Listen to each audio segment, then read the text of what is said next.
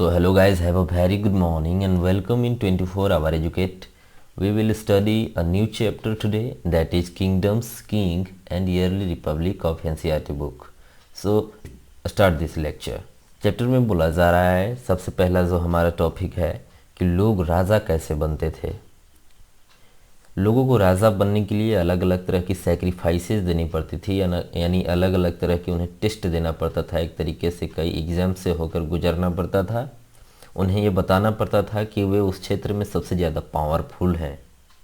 इसका सबसे अच्छा उदाहरण है अश्वमेध या फिर हॉर्स का जो सैक्रिफाइसेस होती थी।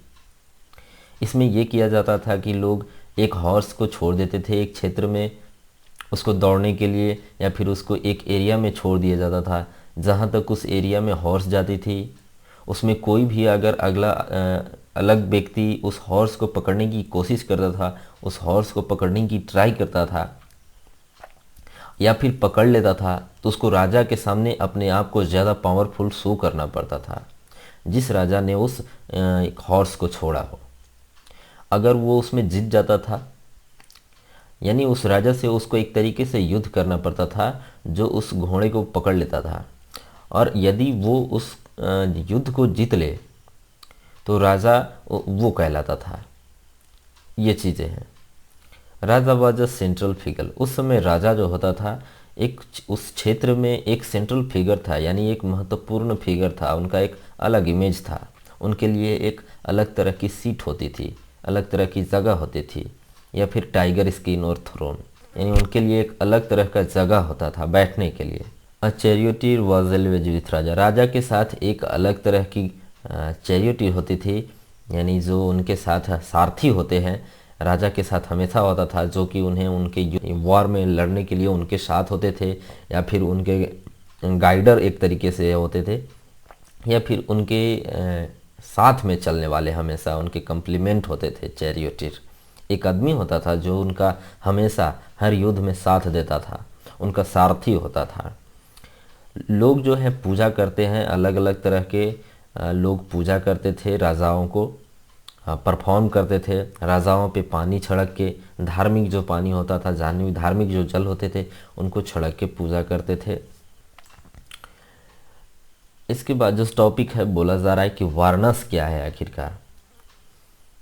वर्नस एक तरीके से लोगों ने जो प्राइस्ट होते थे, जो पुजारी होते थे, वो सारे लोगों को 3 या 4 ग्रुप में बांट दिए थे उस समय।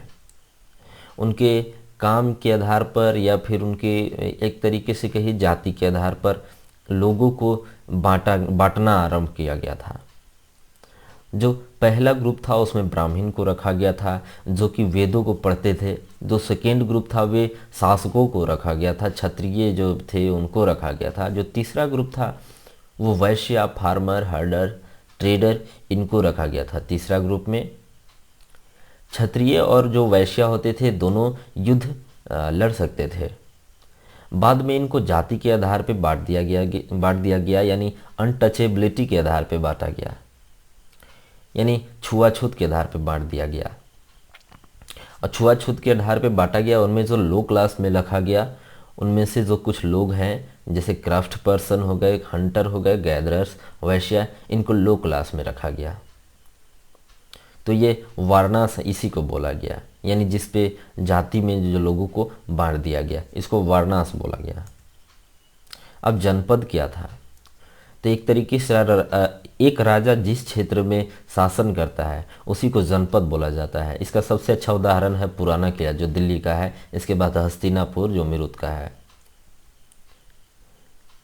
लगभग 2500 साल पहले कुछ जनपद जो हैं ज़्यादा महत्वपूर्ण होते चले गए, तो उन्हीं को महाजनपद बोला गया। बाद में वे महाजनपद में कन्वर्ट हो गए। एक्चुअली ज़्यादातर जो महाजनपद होते थे वे उनका एक अपना राजधानी होता था।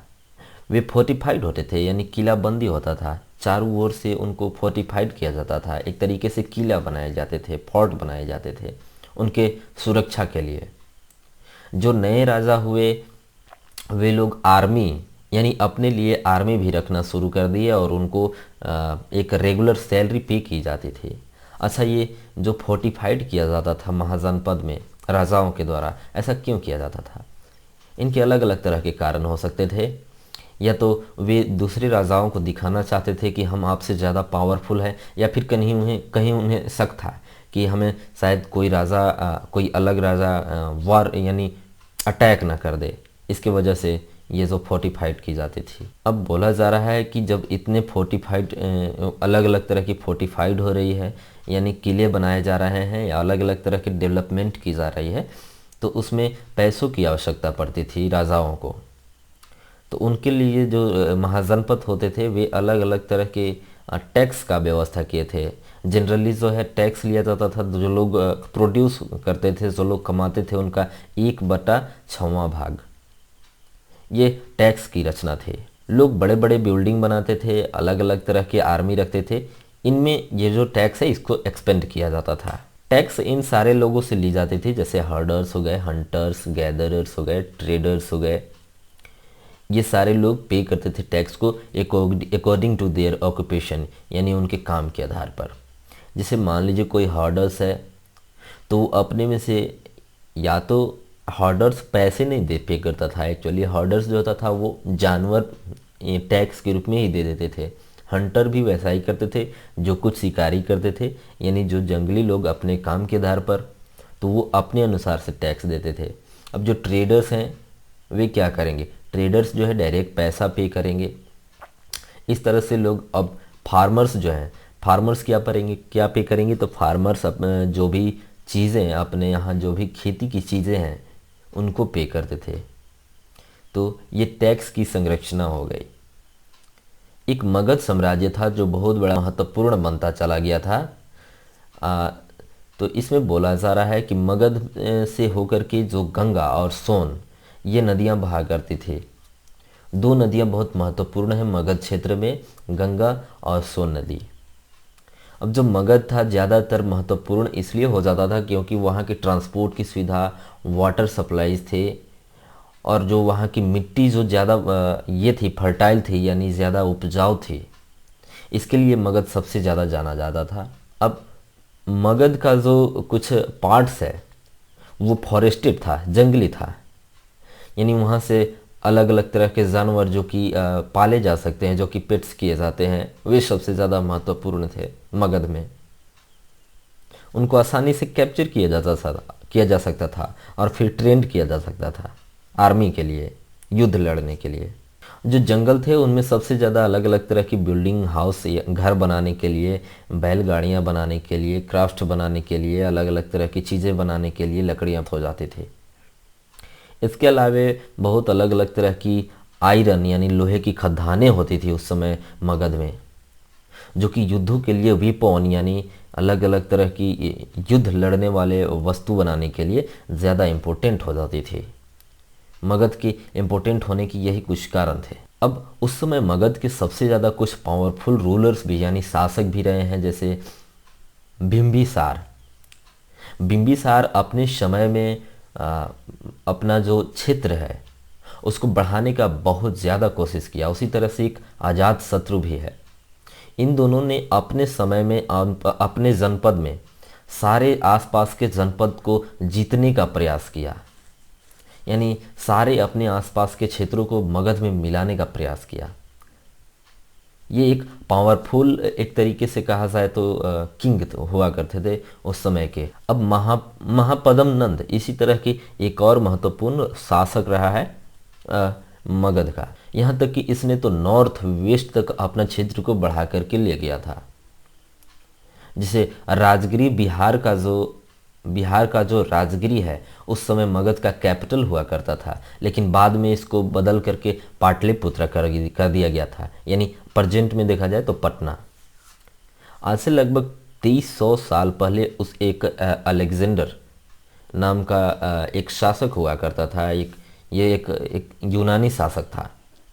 इसने पूरे विश्व को जीतने का प्रयास किया था। हालांकि कुछ एशियन जो क्षेत्र हैं उसको इसने जीता, कुछ यूरोपियन कंट्री को भी जीता, लेकिन जब ये मगध को जीतने का प्रयास किया तो इसकी जो सेनाएं थे ये रिफ्यूज कर गए मगध से युद्ध करने के लिए। शायद उन्हें पता था कि मगध की जो रिसोर्सेज हैं, जो वहाँ की युद्ध करने की चीज़ें हैं, जो वहाँ की आर्मीज़ हैं, जो वहाँ की आर्मीज़ के लिए उपयोग में की जाने वाली चीज़ें हैं, शायद वो हमसे ज़्यादा महत्वपूर्ण है, इसलिए उन्होंने रिफ्यूज कर गए युद्ध करने से। तो इससे आप अनुमान लगा सकते हैं कि मगध कितना इम्पोर्टेंट जनपद हुआ करता था। अब एक वजी क्या है? तो वजी का मतलब हुआ कि एक तरीके से आप उस समय का डेमोक्रेसी बोल सकते हैं इसको। वजी यानी बहुत अलग अलग किंगडम इसको बांट दिया गया था, महाजनपद को या फिर जनपद को, और उस पे लोग अलग अलग तरह की बहुत सारी राजाएं शासन किया करते थे, और फिर वे एक दूसरे से मिलते थे कि कैसे शासन करना है, किस तरह से हमें चीज़ें आगे लेकर के चलनी है। उनकी मीटिंग हुआ करती थी, और एक समय या फिर वार के समय भी मीटिंग हुआ करती। मान लीजिए कोई दूसरा किंग है, कोई दूसरा व्यक्ति है जो इनके क्षेत्र पे अधिकार करना चाहता है या युद्ध करना चाहता है, तो ये सारे लोग जो हजारों राजाएं होते थे एक क्षेत्र में, वे मिलते थे, उनकी मीटिंग होती थी, और इसके बाद इसके अनुसार से वे अपना काम करते थे। जो राजाएं मिल करके शासन करते थे उनको हम गण बोलते थे। गण यानी ग्रुप ऑफ सम पीपल। संघ का मतलब हुआ ऑर्गेनाइजेशन, यानी वे संघ करते थे, और गण उनका जो वजी था उसको हम गण बोल सकते हैं, यानी ग्रुप ऑफ किंग था, राजाओं का ग्रुप था जो शासन करती थी। कुछ इस चैप्टर में कीवर्ड्स हैं, जैसे वर्णा। अभी हमने आप लोग को वर्णा बताया।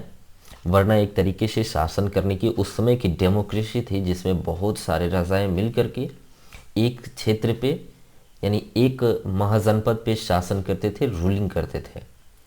जनपद क्या है? जनपद एक तरीके से जो राजाएं जिस क्षेत्र पे शासन करते थे, रूल्ड करते थे, उस क्षेत्र को बोला जाता था जनपद।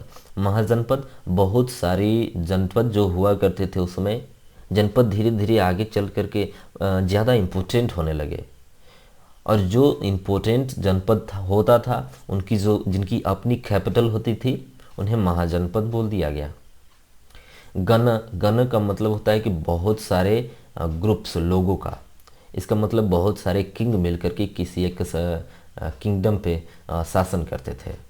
संघ का मतलब हो गया कि अलग अलग तरह की ऑर्गेनाइजेशन, यानी किंग जो होता था वॉर टाइम या फिर किसी डिसीजन लेते वक्त क्या करते थे कि मीटिंग्स करते थे।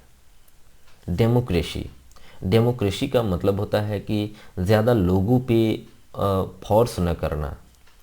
डेमोक्रेसी मतलब होता है कि आप लोगों को आज़ाद छोड़ दो, लोगों के अनुसार से शासन करो। अश्वमेधा एक सैक्रिफाइस होती थी जो राजाओं के द्वारा दिया जाता था। उन्हें जीता जाता था, और फिर अपने आप को ये प्रूफ किया जाता था कि हम पावरफुल हैं। It's okay, then you can subscribe my YouTube channel so that you can connect with me